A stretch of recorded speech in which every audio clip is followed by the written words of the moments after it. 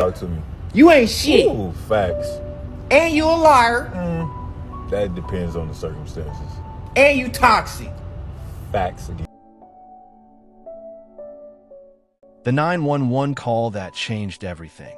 The voice on the other end of the 911 line was small, terrified, and heartbreaking.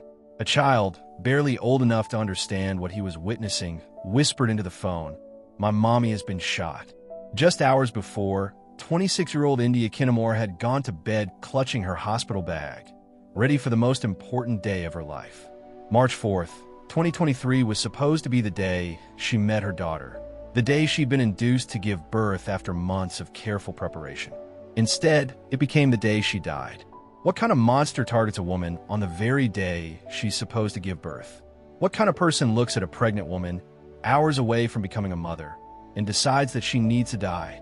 The answers to these questions would reveal a level of premeditation so chilling, so methodically planned, that even seasoned investigators would be left shaken. Because the person who orchestrated India's murder wasn't a stranger lurking in the shadows. It was someone she trusted, someone who claimed to love her, someone who was supposed to be celebrating the birth of their child. Welcome to Crime Chronicle. Hit the subscribe button as we continue. This is the story of India Kinamore, and a man who requested bereavement leave from work before he even committed the crime. India Kinamore wasn't just a statistic. She wasn't just another headline. She was a devoted mother to her young son, a daughter who called her Mother Terry every single day, and a woman who had spent months carefully preparing for the arrival of her baby girl. In the weeks leading up to March 4th, India's world revolved around the nursery she'd painted a soft yellow. She'd hung tiny clothes in the closet, assembled the crib with meticulous care, and practiced installing the car seat over and over again until she could do it perfectly. Her phone was filled with videos of her son playing soccer, ultrasound images of the baby she couldn't wait to hold, and text messages to friends about how excited she was to finally meet her daughter. India worked hard to provide for her family. She'd built a stable life in her Coleraine Township apartment on Hidden Meadows Drive, creating a safe space where her son could thrive and where she'd planned to bring home her newborn. Her mother, Terry, described her as someone who never gave up on the people she loved, someone who believed in second chances and saw the good in everyone. But India's trusting nature, her willingness to see the best in people, may have been precisely what made her vulnerable to the man who would ultimately orchestrate her death. Kayvon Warren entered India's life like many abusive partners do, charming, attentive, and seemingly devoted. At 30 years old, Warren presented himself as someone ready for commitment, someone who wanted to build a future with India and be a father to their child. But behind closed doors, a different dynamic was taking shape. Warren had been pressuring India to terminate the pregnancy from the beginning. When she refused, choosing instead to prepare for motherhood with the same dedication she brought to everything else in her life, Warren's mask began to slip. The controlling behaviors started small, questioning where she went, who she talked to, monitoring her phone. Then came the more direct pressure about the pregnancy, the arguments that lasted deep into the night, the subtle threats disguised as concern for their future together. What India didn't know was that Warren had already made his decision about that future, and it didn't include her or their baby surviving to see March 5th.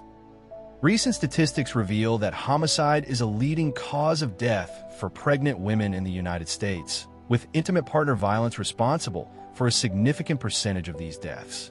The period around childbirth represents one of the most dangerous times for women in abusive relationships, when control is slipping away from their abuser, and when the reality of permanent connection through a child becomes undeniable.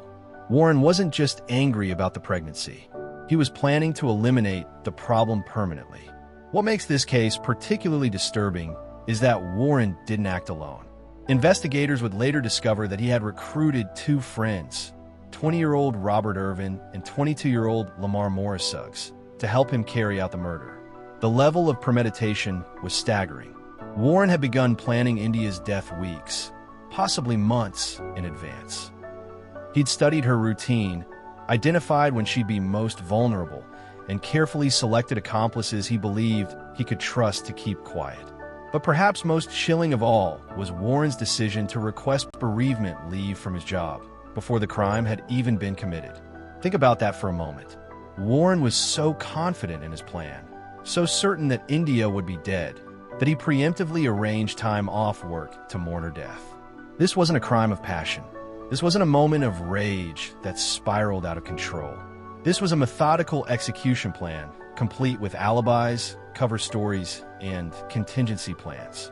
Warren had decided that the easiest way to escape fatherhood was to eliminate the mother of his child entirely, and he convinced two other young men to help him do it. The conspiracy was set in motion. India, busy preparing for the most joyful day of her life, had no idea that three men were actively plotting her death. March 4th, 2023 dawned like any other day in Coleraine Township. India woke up knowing that this was the day she'd been waiting for. Her scheduled induction was just hours away.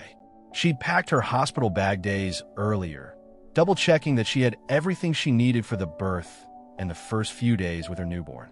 Her son was staying with family, giving India time to rest before the big day. The apartment was quiet, peaceful, ready for their return home as a family of three. Around 5 a.m., as India was likely making her final preparations or catching a few more minutes of sleep before heading to the hospital, three figures approached her apartment building.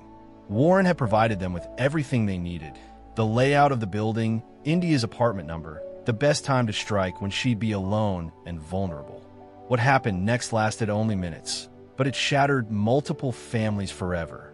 The attack was swift and brutal. India, 8 months pregnant and hours away from giving birth, was shot multiple times in her own home.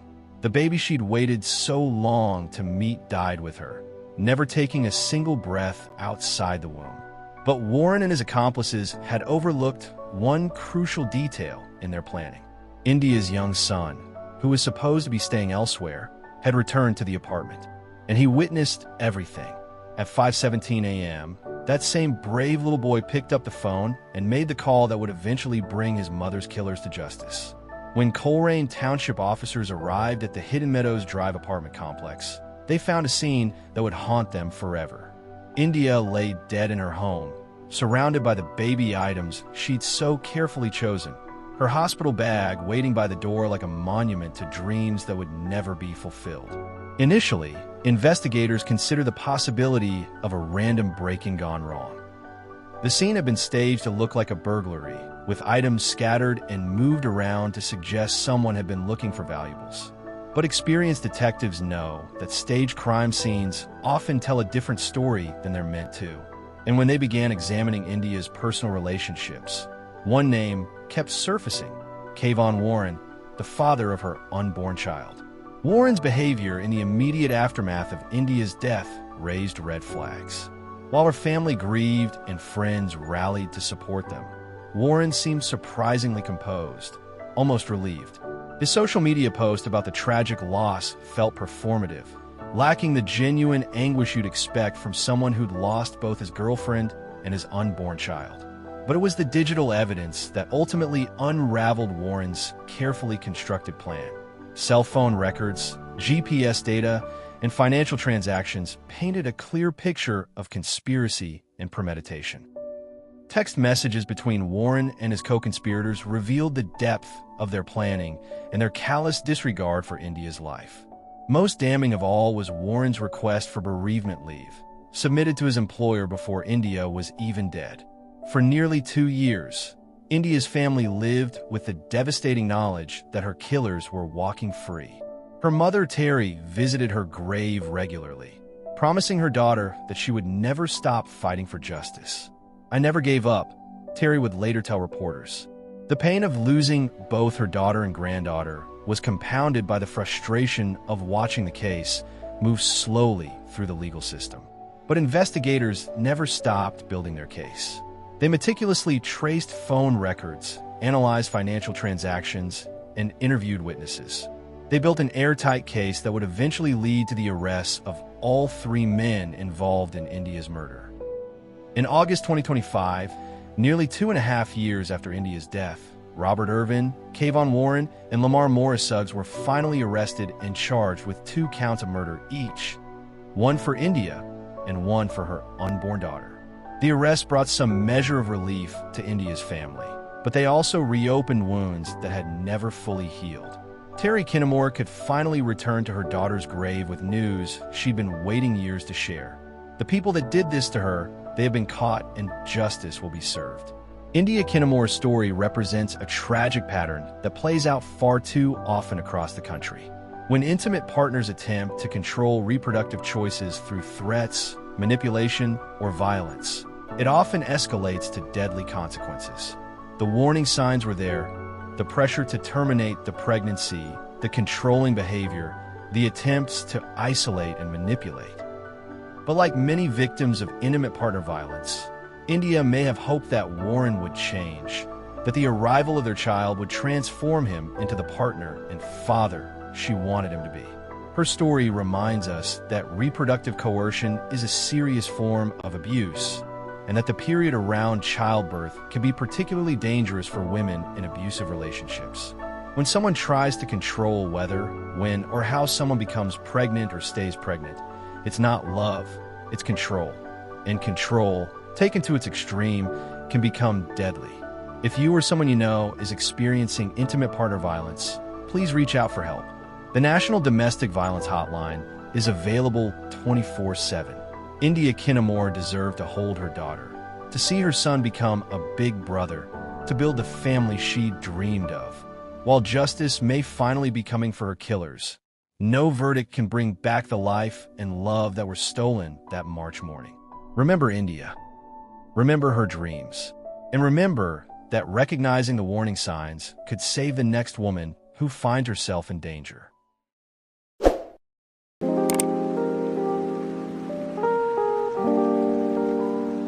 Hit that subscribe button now, because what you're about to hear will shake your faith in the systems protecting domestic violence victims. June 24th, 2024. Davidson County Jail, Nashville. After months behind bars for kidnapping and aggravated assault, Bryson Rivers walks free. His ankle monitor clicks into place, LED pulsing green. Active. Protecting. But that green light was a lie. 8 days. Lauren Johansson had exactly 8 days to live. 8 days during which 3 institutions would fail her so catastrophically that their negligence would create the perfect storm. And if you think this couldn't happen in your community, think again. Lauren Johansson was 22, living in Mississippi with her whole life ahead. Her relationship with Bryson Rivers had turned violent during a Nashville trip that ended with Rivers arrested for kidnapping and aggravated assault. For months, Lauren was safe. Rivers sat in jail, the system working exactly as intended. But then Rivers' legal team got his bond reduced. Despite serious charges, a judge allowed him to await trial outside jail with conditions. Ankle monitor, no contact with Lauren, regular check-ins. Coming up, we'll reveal the chilling forward confession that broke this case wide open. But first, you need to understand how the system that was supposed to protect Lauren became the weapon that killed her. On June 24th, 2024, Rivers walked free. Lauren had 8 days left to live. Here's where everything went wrong. The court ordered Rivers to wear an ankle monitor tracking him 24/7. Brooks Bail Bonding was legally responsible for ensuring this happened. They failed. Instead of using their regular company, they outsourced monitoring to Freedom Monitoring. The ankle monitor was faulty from day one, but nobody knew. July 2nd, 2024. The monitor's battery died. When ankle monitors die, protocols should trigger immediately. Alerts sent, attempts to contact the person, notify courts, arrest if no response. None of this happened. Freedom Monitoring ignored their protocols. No alerts, no calls, no notifications. No one in the system knew Rivers was no longer being monitored. July 2nd was also the day Lauren Johansson died. Remember that detail, because the timeline of this system failure is about to become crucial evidence in ways no one anticipated. July 3rd. Lauren's car was located using OnStar at Wolf River Cemetery in Harrison County, Mississippi. What investigators found defied comprehension. Lauren's father described her body as looking like someone had used her as a punching bag and punched her 200 or 300 times. The brutality was beyond anything seasoned detectives had seen. This wasn't random. Someone had deliberately chosen this isolated cemetery location. The ankle monitor data, despite being dead, still contained GPS tracking showing exactly where Rivers had been leading up to Lauren's death. But investigators needed more than circumstantial evidence. They needed direct proof. That's when Bryson Rivers gave them exactly what they needed. And what he said will shock you. When Rivers was brought in for questioning, investigators had built a strong case: ankle monitor data, timeline evidence, GPS tracking. But they needed that crucial confession. They didn't wait long. During interrogation, Rivers made a statement that sealed his fate. According to court testimony, he looked at investigators and said 4 words that changed everything. "I killed the bee." Direct, unambiguous. A confession to murder that left no doubt about what happened at Wolf River Cemetery. With confession recorded, authorities launched a massive manhunt. Rivers had fled, but investigators had advantages: monitor data, phone records, credit transactions. Multiple agencies coordinated efforts. Rivers was found and arrested without incident, charged with capital murder carrying the death penalty possibility. Despite his confession, Rivers pleaded not guilty. Multiple judges denied bond. He remains behind bars awaiting trial scheduled for this year. But here's the most disturbing part of this entire case. This was completely preventable. Let's trace the failures. First, despite serious kidnapping and assault charges, Rivers got bond, creating opportunity for tragedy. Second, Brooks bail bonding failed court orders, using untested freedom monitoring instead of established protocols. Third, freedom monitoring catastrophically failed when the monitor died July 2nd. No alerts, no calls, no notifications. Each failure alone might not have been catastrophic. Together, they created the perfect storm, allowing a violent predator to murder the woman he'd terrorized. Lauren did everything right, called police, pressed charges, cooperated with prosecutors. The system responded by arresting Rivers. But through preventable failures, that same system failed her devastatingly. And this exact same scenario could happen anywhere in America. Lauren Johansson was 22 when she died. She deserved to live, to experience everything life offered. Instead, she became another statistic in America's domestic violence epidemic. Her family continues fighting for justice, not just for Lauren, but for potential victims failed by the same system. These aren't abstract policy issues, they're life and death matters. Subscribe to True Crime Chronicles and hit that bell. Informed citizens can demand better from systems supposed to protect us. Let me know in the comments. What accountability should bonding companies face when they fail court orders? What changes would prevent tragedies like this? Justice for Lauren isn't just punishing her killer. It's fixing the system that failed her so no other family endures what hers has. Stay vigilant, stay informed. Thank you for watching True Crime Chronicles. The case making national headlines: a well-known dentist accused of killing his wife of 23 years by slowly poisoning her protein shakes with cyanide. Authorities say his slow, methodical plan landed his wife in the hospital 3 times over 10 days. Tonight, James Craig has been found guilty of killing his wife Angela, the mother of his 6 children, now convicted of first-degree murder. The jury... I feel drugged. Those were the desperate words Angela Craig texted her husband from her hospital bed in March 2023. She had consumed nothing that morning except her protein shake. The same protein shake her dentist husband James had prepared for her. Within hours, the 43-year-old mother of 6 would be brain dead. What Angela didn't know was that the man she trusted most in the world had been slowly poisoning her for weeks. And this wasn't his first attempt. Welcome to True Crime Chronicle, and today we explore into the case of James and Angela Craig case. Kindly follow if you're just meeting us for the first time, and don't forget to click on the notification bell. To everyone who knew them, James and Angela Craig seemed like the perfect Colorado family. Married for 23 years, they had built a life together, 6 children, a successful dental practice in Aurora, and what appeared to be a solid partnership. James was a respected dentist, well regarded in his community. Angela was a devoted mother who trusted her husband completely. But behind the facade of their picture-perfect life, something far more chilling was taking place. In February 2023, James Craig attended a dental conference, a routine professional event that would set a deadly chain of events in motion. There, he met Karen Kane, an orthodontist from Texas. What started as a professional encounter quickly became something else entirely. Kane later told investigators that James had claimed he was going through a divorce. He painted himself as a man trapped in an unhappy marriage, desperate to start fresh. She had no idea that Angela Craig was very much alive, and that her husband was already planning her murder. But while James was weaving lies in Texas, he was also making purchases that would shock investigators. Purchases that had nothing to do with dentistry. What police discovered later would chill them to the bone. Using a secret email account that could only be accessed from a computer in his dental office, James Craig had been conducting disturbing research. His search history revealed an obsession with murder. How many grams of pure arsenic will kill a human?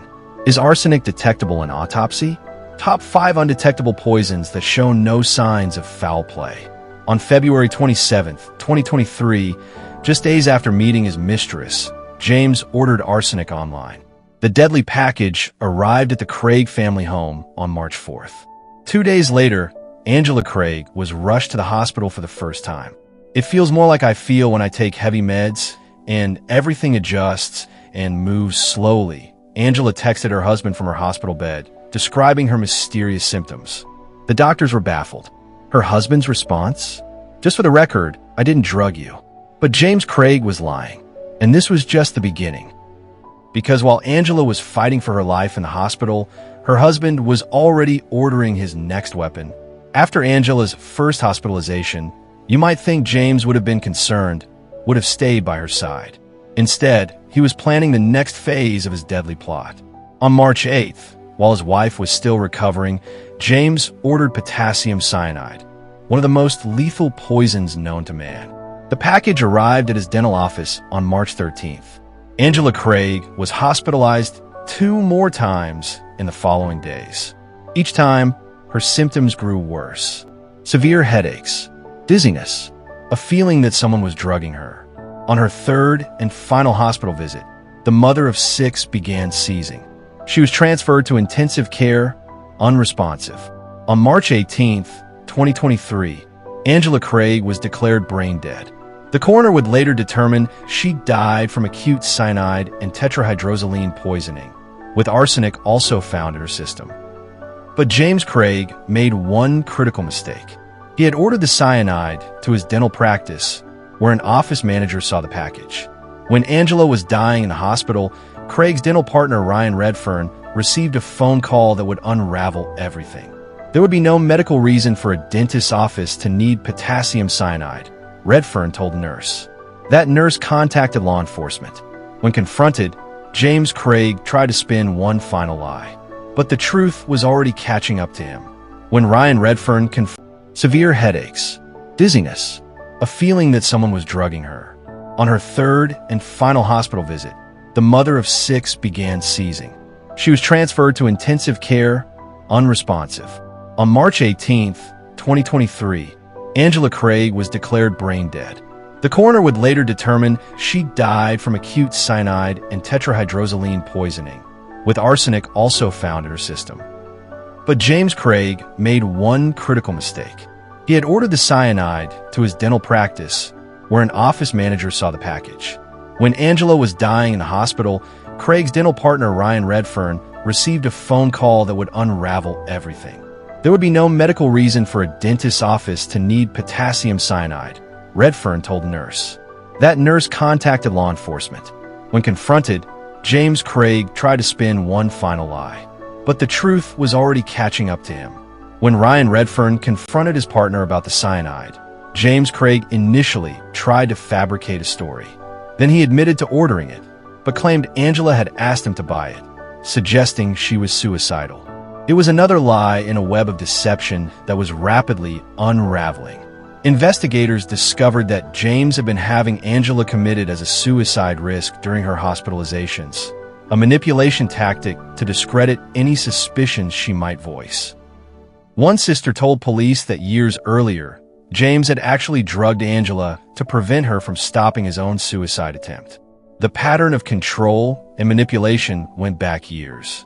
But perhaps most shocking of all, while awaiting trial in jail, James Craig attempted to orchestrate yet another murder. He tried to convince a fellow inmate to kill Detective Bobby Olson, the lead investigator on his case. "The worst, dirtiest detective in the world is on my case," he wrote in intercepted letters. He even offered what prosecutors called essentially a blank check to fabricate evidence that would support his claims that Angela was suicidal.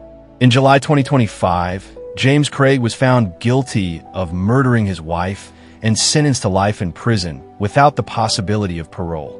The man who had sworn to love and protect Angela Craig had systematically poisoned her while carrying on an affair and planning his new life. For 23 years, Angela Craig trusted the man she married. She trusted him to make her protein shakes. She trusted him when she felt sick. She trusted him even as he was slowly killing her. The mother of 6 children died, believing her husband was trying to help her get better, never knowing that the person she trusted most in the world was the one stealing her life away, one poisoned drink at a time. What do you think should happen to people who abuse the ultimate trust of marriage to commit murder?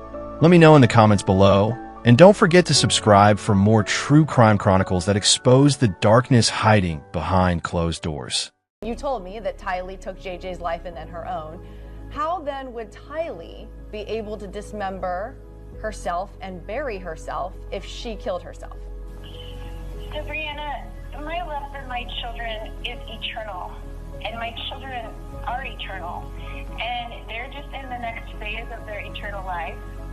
And if people understood that, then they wouldn't be so set on things that happen here in this life. But they were killed. May 12, 2023. A courtroom in Boise, Idaho falls silent as the jury delivers their verdict. Guilty on all counts. Lori Vallow Daybell was found guilty of all charges related to the killings of Tylee, JJ, and Tammy. But what the public didn't know was the twisted family secret that had been hidden for years. A web of forbidden relationships, religious manipulation, and deadly obsession that would cost 3 innocent women their lives. Welcome to True Crime Chronicle. Tonight, we uncover the truth behind the Daybell family murders, where a man's desperate attempt to hide his inappropriate relationship with his step-cousin led to a killing spree that shocked America. Rexburg, Idaho, 2018. To their neighbors, Chad Daybell and his wife Tammy appeared to be the perfect Mormon family. Chad was a successful author of religious fiction, writing books about near-death experiences and the end times. Tammy was a beloved librarian and devoted mother to their 5 children. But Chad harbored a dark secret that would eventually destroy everything he claimed to hold sacred. Chad had been carrying on an inappropriate relationship with his step-cousin, Melanie Gibb, for nearly a decade. The relationship had begun innocently enough during family reunions, but had evolved into something far more disturbing. Chad used his religious authority and claims of prophetic visions to manipulate Melanie into believing their relationship was divinely ordained. When Chad met Lori Vallow at a religious conference in 2018, he saw an opportunity to expand his twisted spiritual empire. Lori was beautiful, charismatic, and already deeply involved in the same fringe religious beliefs that Chad used to justify his behavior. What Lori didn't know was that Chad was planning to eliminate anyone who threatened to expose his secret relationship with Melanie. His wife Tammy had begun asking questions about Chad's frequent trips and mysterious phone calls. Lori's children, Tylee and JJ, were becoming obstacles to Chad's vision of a perfect polygamous family. Chad convinced Lori that they were both translated beings destined to lead the righteous through the apocalypse. But first, they would need to remove the dark spirits standing in their way. Throughout 2019, Chad began systematically poisoning Lori's mind against her own children. He told her that both Tylee and JJ had been possessed by dark spirits and were no longer truly her children. In Chad's twisted theology, killing them would actually be an act of mercy, freeing their souls to find new bodies. But Chad's real motivation was much more sinister. Tylee, at 16, was old enough to understand that something wasn't right about Chad's relationship with Melanie. She had witnessed inappropriate interactions during family gatherings and had begun asking uncomfortable questions. JJ, Lori's adopted son, required constant care due to his autism. Chad saw him as a burden that would interfere with his plans for the future. More importantly, JJ's disability payments provided income that Chad wanted to control. Meanwhile, Chad's wife Tammy was becoming increasingly suspicious of her husband's behavior. She had discovered text messages between Chad and Melanie that clearly indicated a romantic relationship. When she confronted Chad about it, he claimed that Melanie was helping him with spiritual research for his books. But Tammy wasn't buying it. She threatened to expose Chad's affair to their church leaders and family members. In the tight-knit Mormon community where they lived, such a revelation would destroy Chad's reputation and his livelihood as a religious author. Chad realized that Tammy had to be silenced permanently. October 19th, 2019, Tammy Daybell went to bed feeling ill, complaining of nausea and fatigue. By morning, she was dead. Chad immediately called 911, claiming that his wife had died peacefully in her sleep from natural causes. He refused to allow an autopsy, insisting that their religious beliefs prohibited it. Tammy was buried quickly, and Chad began making plans to marry Lori just 2 weeks later. But what investigators would later discover was that Tammy had been poisoned with a lethal dose of medication that Chad had been secretly administering for weeks. He had been slowly increasing the dosage, making it appear as though Tammy was simply getting sicker naturally. Chad's plans seemed perfect. With Tammy dead, he could marry Lori without having to explain his relationship with Melanie. He could claim that his first wife's death was part of God's plan to bring him and Lori together. But Chad had underestimated how suspicious Tammy's sudden death would appear to her family and friends. Tammy had been healthy and active, with no history of serious illness. Her sudden death, at age 49, raised immediate red flags. When Chad married Lori in Hawaii, just 2 weeks after Tammy's funeral, the suspicions only grew stronger. Tammy's children began asking questions that Chad couldn't answer satisfactorily. He knew it was only a matter of time before someone demanded an investigation into Tammy's death. The secret he had killed to protect was still in danger of being exposed. September 2019. Tylee Ryan, Lori's 16-year-old daughter, was last seen alive on a family trip to Yellowstone National Park. According to Chad and Lori, she had decided to go live with relatives in another state. But no one could produce any evidence of where Tylee had gone. 3 weeks later, JJ Vallow disappeared. Chad and Lori claimed he had gone to stay with relatives in Arizona, but when family members tried to contact him, they were told he was too busy to talk. What really happened to these children would shock investigators when the truth finally came out. Chad had convinced Lori that both children needed to be released from their earthly bodies so their spirits could be free. On the night of September 8th, 2019, Tylee was lured to Chad's property under the pretense of helping with farm work.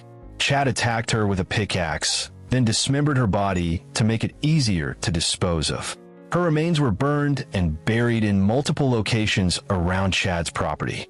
JJ's murder was even more calculated. Chad and Lori used his autism medication to sedate him, then suffocated him with plastic bags while he was unconscious. His small body was wrapped in plastic and buried in Chad's pet cemetery. With both children dead, Chad believed his secret was finally safe. There were no longer any witnesses to his inappropriate relationship with Melanie, and the insurance money from their deaths would fund his and Lori's new life together. But Chad had made a fatal error in judgment. The disappearance of 2 children simultaneously was too suspicious to ignore. December 2019, when Tylee and JJ failed to show up for school or contact family members for months, relatives finally contacted police. What started as a missing persons investigation quickly became something much more serious. Investigators discovered that Chad and Lori had been lying about the children's whereabouts from the beginning. Phone records showed that neither child had been in contact with anyone since September. Financial records revealed that Chad and Lori were still collecting the children's benefits, despite claiming they were living elsewhere. The investigation took a horrifying turn when detectives began looking into Tammy Daybell's death more closely. Her body was exhumed for autopsy, revealing evidence of poisoning that had been missed during the initial examination. On June 9, 2020, investigators obtained a search warrant for Chad's property. Using ground-penetrating radar, they located the buried remains of both Tylee and JJ. The condition of the bodies provided clear evidence that both children had been murdered. Chad was arrested at his home, while Lori was taken into custody in Hawaii, where she had been hiding since the investigation began. But even after their arrests, the full truth about Chad's motivation remained hidden. It wasn't until Melanie Gibb came forward with information about her relationship with Chad that investigators understood the real reason behind the murders. Chad had killed 3 people, his wife and 2 innocent children, all to protect a secret relationship that had been going on for years. On May 12, 2023, Lori was found guilty of all charges related to the killings of Tylee, JJ, and Tammy. On July 31st, she was sentenced to life imprisonment without the possibility of parole. Chad Daybell's trial concluded in 2024, where he too was found guilty and sentenced to death for his role in the murders. During the investigation, it was revealed that Chad had been manipulating multiple women through his religious teachings, using his claimed prophetic abilities to convince them that inappropriate relationships were part of God's plan. The case exposed a dark underbelly of religious extremism, where manipulation and abuse were disguised as spiritual enlightenment. Chad had used his position as a religious author to groom and control vulnerable women, ultimately leading to the deaths of 3 innocent people. Melanie Gibb's testimony proved crucial in securing convictions. She revealed how Chad had used religious manipulation to maintain their inappropriate relationship for years, and how his fear of exposure had driven him to murder. The families of Tammy, Tylee, and JJ finally received the justice they had been seeking, but the scars left by Chad and Lori's crimes will never fully heal. The Daybell case serves as a chilling reminder that religious authority can be weaponized by those with the darkest intentions. Chad Daybell used his claimed spiritual gifts to manipulate and control, ultimately leading to the deaths of his own wife and 2 innocent children. His desperate attempt to hide his inappropriate relationship with his step-cousin cost 3 lives and destroyed countless others. In the end, the secret he killed to protect was exposed anyway, proving that truth has a way of surfacing, no matter how deep you try to bury it. What drives someone to murder their own family to protect a lie? Perhaps that's a question we'll never fully understand. But one thing remains certain: the price of Chad's deception was paid in innocent blood. If you or someone you know is experiencing religious manipulation or abuse, the National Domestic Violence provides confidential support 24/7. Thank you for watching True Crime Chronicles. Subscribe for more in-depth investigations into America's most shocking cases. And remember, justice may be delayed, but it's never forgotten.